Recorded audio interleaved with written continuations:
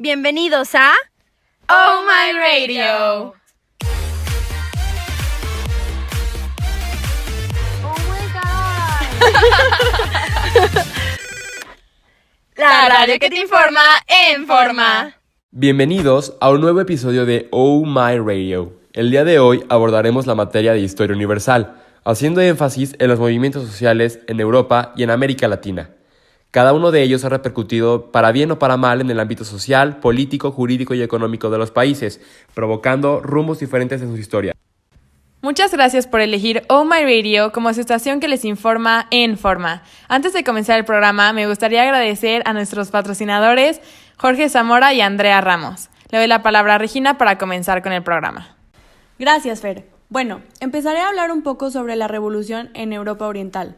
Después del último líder en la Unión Soviética, quedó claro que ésta ya no podría intervenir militarmente en sus estados, por lo que empezaron muchas revoluciones. Un claro ejemplo es el país de Polonia, en el que los trabajadores demandaron por un cambio, organizando una alianza de comercio nacional donde ganaron el apoyo de la Iglesia Católica Romana. Tras las elecciones de 1988, se eligió un gobierno libre de comunismo. Por otro lado, encontramos una situación crítica en Rumania porque en 1965 el líder comunista Nicolae y su esposa Elena iniciaron un régimen dictatorial. Usaron una policía secreta que se encargó del asesinato de miles de personas que se manifestaban pacíficamente.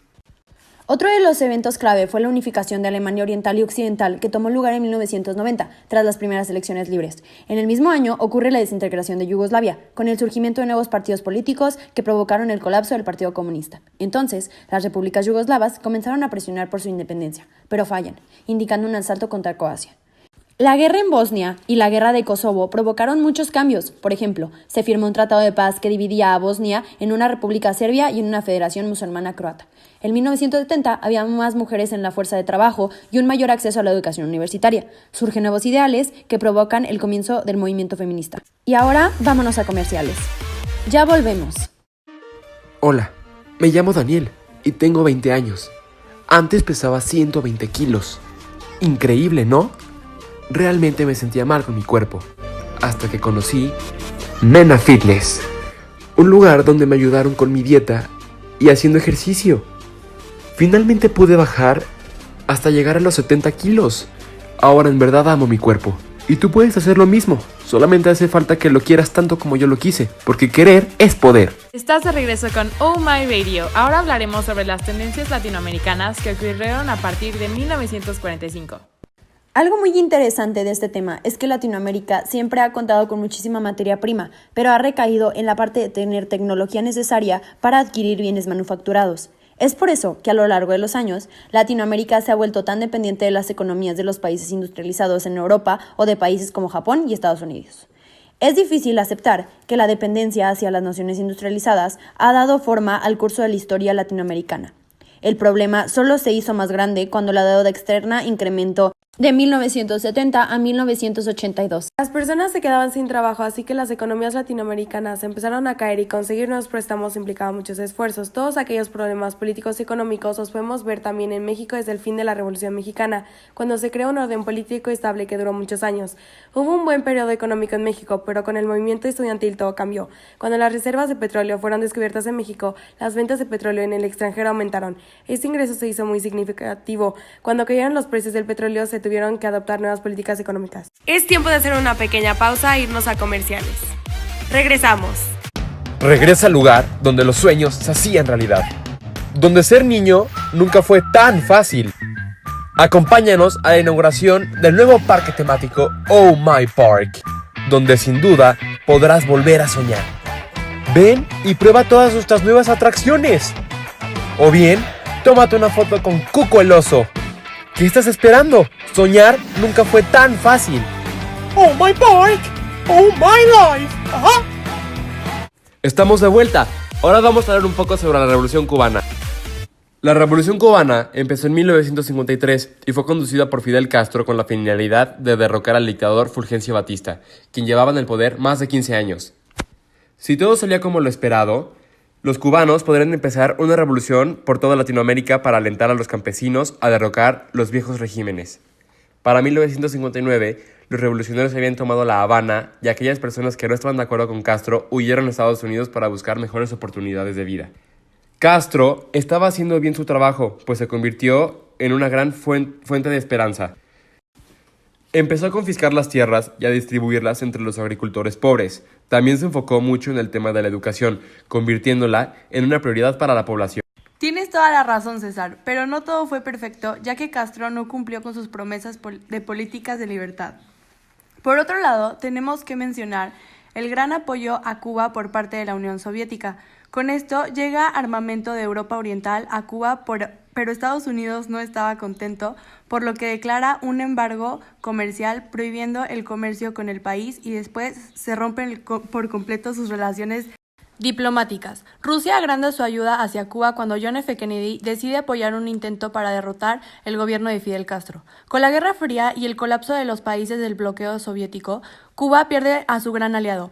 La economía fue empeorando y aún así Castro se las arregló para quedarse en el poder hasta su muerte, dejando a su hermano a cargo del gobierno. Es momento de hacer una pausa, pero regresamos con más información. ¿Cansado de no tener labios? ¿Cansada de que tus amigas se burlen de ti? ¿Frustrada por no haber dado tu primer beso? ¿Te deprimes viendo a las Kardashians? Deja todo esto atrás probando nuestra línea de labiales Plump, los cuales hincharán y les darán brillo intenso a tus labios al instante. Compra tu labial, compra tu seguridad, compra Plump. Estás de vuelta con Oh My Radio. Gracias por seguir con nosotros. Ahora hablaremos sobre los puntos más relevantes de la agitación en Centro y Sudamérica. Centroamérica ha dependido de la exportación de productos como el café, el algodón y el plátano, cuyos precios cambiaron mucho, provocando varias crisis económicas. Estados Unidos temía que el consumismo llegara a Latinoamérica, así que decidió apoyar a los regímenes represivos en El Salvador, Nicaragua y Panamá. Todos estos países tenían características similares. Por un lado, encontramos las guerras civiles y con esto la esperanza de los pueblos de llegar a tener gobiernos democráticos, pues varias elecciones como las llevadas a cabo en El Salvador no fueron declaradas válidas. En México sucedió un conflicto creciente entre el gobierno y los estudiantes universitarios, que condujo a un terrible desenlace violento justo antes de los Juegos Olímpicos de 1968. Este evento sangriento marcó un parteaguas en la historia del país. También nos encontramos con países sudamericanos, cuyos problemas económicos, políticos y sociales parecían interminables. Hasta la mitad de la Segunda Guerra Mundial, Argentina había sido gobernada por una oligarquía poderosa, pero se instauró un nuevo régimen militar para mejorar las condiciones de los trabajadores. En Brasil surge algo parecido cuando los gobiernos elegidos democráticamente fallaron al no cumplir sus promesas. Tienes toda la razón, Ana Pau. Ahora, comentaré sobre el caso de Allende, el presidente de Chile. Este caso es sumamente interesante porque él tenía el propósito de crear una sociedad socialista por varios medios constitucionales.